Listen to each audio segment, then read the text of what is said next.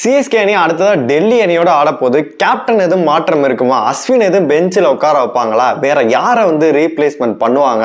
டெவன் Conway கொண்டு வருவாங்களா? அப்படின்ற மாதிரி ஏகப்பட்ட கொஸ்டின் இருக்கு.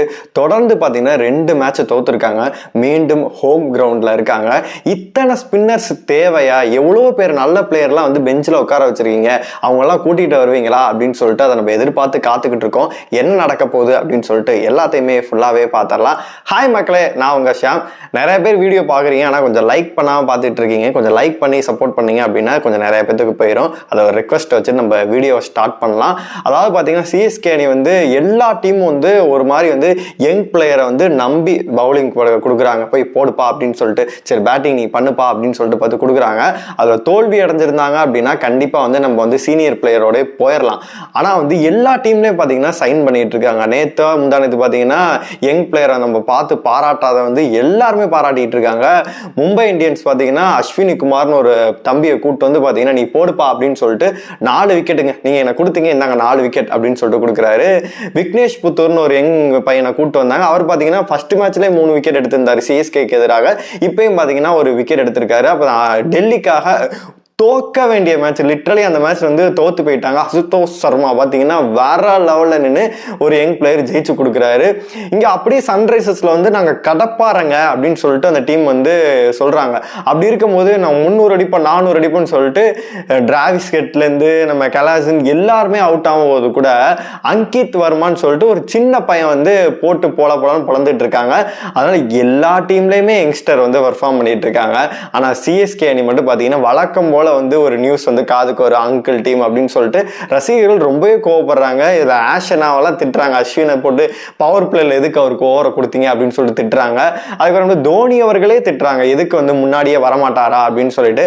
அதுக்கான விளக்கத்தை பார்த்தீங்கன்னா பிளம்மிங் அவர்கள் கொடுத்துருக்காங்க. ஹெட் கோச் அவர் என்ன சொல்லியிருக்காரு அப்படின்னா, அவரால் 10 ஓவர்லாம் விளையாட முடியாது, அவரோட இதான் எங்களுக்கு முக்கியம், கடைசியில தான் அவரால் வர முடியும், அதனால நாங்கள் முடிவு பண்ணதான் அப்படின்ற மாதிரி சொல்லிட்டாரு. இன்னொரு சைடு பார்த்தீங்கன்னா ருத்ராஜ் ரொம்ப கான்ஃபிடண்டாக பேசுறாரு. போன மேட்ச் 50 ரன் வித்தியாசம் தோத்தோம், இந்த இதில் 5-6 ரன் வித்தியாசம் தான், பெரிய வித்தியாசம்லாம் இல்லை. எனக்கு என்னமோ இவர் ஜெயிச்சுட்டு பேசுகிற மாதிரி இருக்கு. அதனால போன மேட்ச்லேயே அவருக்கு பார்த்தோம் எல்போல ஒரு இன்ஜுரி இருந்துச்சு, பார்த்தீங்கன்னா இது போட்டு கட்டிட்டு தான் ஆடிட்டு இருந்தாரு. அதனால இந்த மேட்ச் ரிட்டர்ன் ஆவாரா இல்லை கேப்டன் எதுவும் மாற்றுவாங்களா அப்படின்னு சொல்லிட்டு இப்போ வரைக்கும் தகவல் பற்றி கசிஞ்சிட்டு இருக்கு. இல்லை இந்த மேட்ச் அவருக்கு இன்ஜுரி இருந்துச்சு அப்படின்னா நம்ம தோனி தலைமையிலே போயிடலாம் அப்படின்ற மாதிரியுமே ஒரு நியூஸ் வந்துட்டு இருக்கு. 10 கோடி போட்டு பார்த்தீங்கன்னா நூர் அகமது எடுத்தாங்க. ஸ்பின்னர் தேவை, ஹோம் கிரவுண்டில் அட்வான்டேஜாக இருக்கும், நல்லா பண்ணுவாங்க. அப்படி இருக்கும்போது இன்னொரு 10 கோடி போட்டு எதுக்கு ஆஷனாவை எடுத்தாங்க அப்படின்ற கேள்வி தான் இப்போ வந்திருக்கு. அவர் எதுக்கு எடுத்தாங்க? இப்போ வந்தோடனே எல்லாம் சந்தோஷப்பட்டாங்க, இப்போ பார்த்தா அவரை திட்டிகிட்டு இருக்காங்க. ஏன் அப்படின்னு கேட்டிங்கன்னா பவர் பிளேயில் அவர் ஓவரை போட்டு கிழிச்சிடுறாங்க. யங் பிளேயர் பார்த்தீங்கன்னா எவ்வளோ பேர் வெளியில் உட்காந்துருக்காங்க, அவங்கள பற்றி தான் நம்ம இன்னைக்கு முக்கியமாகவே பார்க்கவே போகிறோம். அதாவது பார்த்தீங்கன்னா ஆண்ட்ரே சித்தார்த் அப்படின்னு சொல்லிட்டு பார்த்தீங்கன்னா ஒரு பேட்டர் ஒருத்தர் இருக்காரு. அந்த பையனும் டீமுக்குள்ள சும்மா தான் உட்காந்துருக்காரு. நம்ம 2 மேட்சா கத்திட்டு இருந்தோம், அதாவது விஜய் சங்கரை கொண்டு வாங்கன்னு சொல்லிட்டு இப்பதான் விஜய் சங்கரை கொண்டு வந்திருக்காங்க. அப்புறமேட்டு ஷேக் ரஷீத்னு பாத்தீங்கன்னா ஒரு பேட்ஸ்மேன், அந்த தம்பி ரொம்ப வருஷமா இங்கே தான் இருக்காப்புல, அவருக்கும் பாத்தீங்கன்னா இன்ன வரைக்கும் வாய்ப்பே கொடுக்க மாட்டேங்கிறாங்க. அப்புறமேட்டு பாத்தீங்கன்னா கோஷ்னு சொல்லிட்டு ஒரு தம்பி இருக்காப்புல, அவர் பாத்தீங்கன்னா பாஸ் பவுலர் போடுவார். இப்போ மும்பையில் எப்படி அஸ்வினி குமார் நீ போடுப்பா அப்படின்னு சொல்லிட்டு கொடுத்தாங்க, பாத்தீங்கன்னா பவர் பிளேல விக்கெட் எடுத்துக்கூடாது. அந்த மாதிரி இந்த தம்பி விக்கெட் எடுக்கிறதுக்கு வாய்ப்புகள் கூட அதிகமா இருக்கு. அப்புறமேட்டு நம்ம சிங்க தமிழ்நாட்டு பிளேயர் ஒருத்தர் கூட உள்ள உட்காந்துருக்காரு, அவருக்கு வாய்ப்பு கிடைக்குமா அப்படின்னு சொல்லிட்டு தெரியவே இல்லை. இந்த மாதிரி எக்கச்சக்க பிளேயர்ஸ் பெஞ்சில் உட்கார வச்சிருக்காங்க, யங் பிளேயராகவும் இருக்காங்க. அவங்கள நம்பி ஒரு மேட்ச் தானே, சரி ஒருத்தர் விஜய் சங்கர் நீ உட்காருப்பா, ராகுல் திரிபாதி நீ உட்காருப்பா, இந்த பேட்டர் இந்த தம்பியை இறக்கி பார்ப்போம் அப்படின்னு சொல்லிட்டு அந்த முடிவை எடுக்கவே மாட்டேங்கிறாங்க.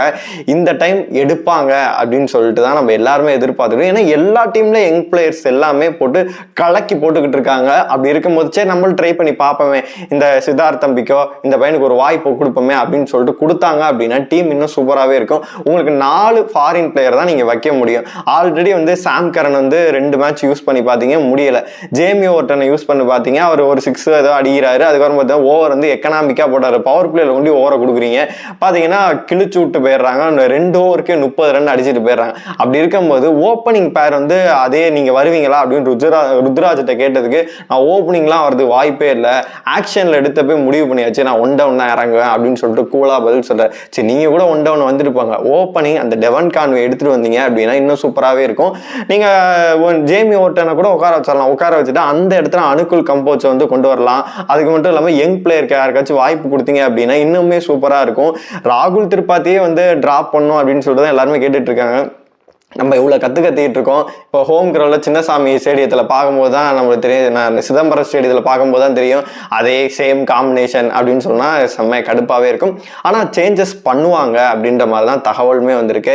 அஸ்வினை வந்து ட்ராப் பண்ணிவிட்டு அதுக்கு பதிலாக வேற ஏதாச்சும் யங் பிளேயரையோ இல்லை அனுகுல் கம்போஸோ உள்ளே கொண்டு வர போகிறாங்க. ஏன்னா இத்தனை ஸ்பின்னர்ஸ் தேவையே இல்லை, அவர் ஒரு ஆல்ரவுண்டராக நீங்கள் வந்து உள்ளே கொண்டு வந்திருக்கீங்க. அப்படி இருக்கும்போது ஜடேஜா ஏதோ பரவாயில்ல, இது விக்கெட் எடுத்துடுறாரு தளபதி, ஒரு சில மேட்ச்சில் பார்த்தீங்கன்னா ஒரு சில 6 or 4 அடிக்கிறாரு. ஆஷனா எப்போதும் வந்தாலும் வந்து அந்தளவு பேட்டிங்கும் இல்லை, இன்டர்நேஷனலே ரிட்டையர் ஆகிட்டாப்ல.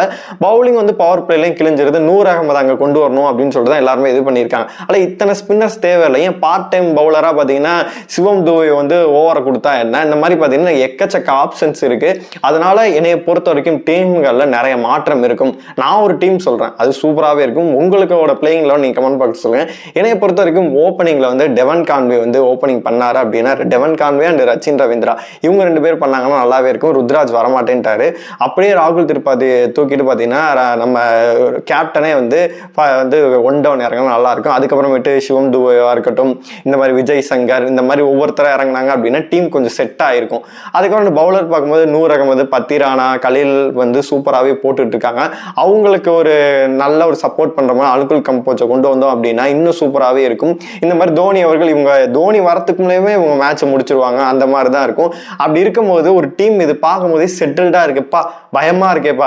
ஏன்னா பவர் பிளேலே விக்கெட் போயிருது, ராகுல் திரிபாதி எதுவுமே பண்ண மாட்டேங்கிறார். அப்படி இருக்கும்போது பவர் பிளேல வந்து டெவன் கான்வே வந்து ஒரு சக்சஸ்ஃபுல் காம்போன்னு சொல்லிட்டு நான் முன்னாடில இருந்தே சொல்லிட்டு இருந்தேன். அவரை கொண்டு வரும்போது செமையா பர்ஃபார்ம் பண்ணுவாரு, டீமோட ஸ்கோரை வந்து இது பண்ணுவார்.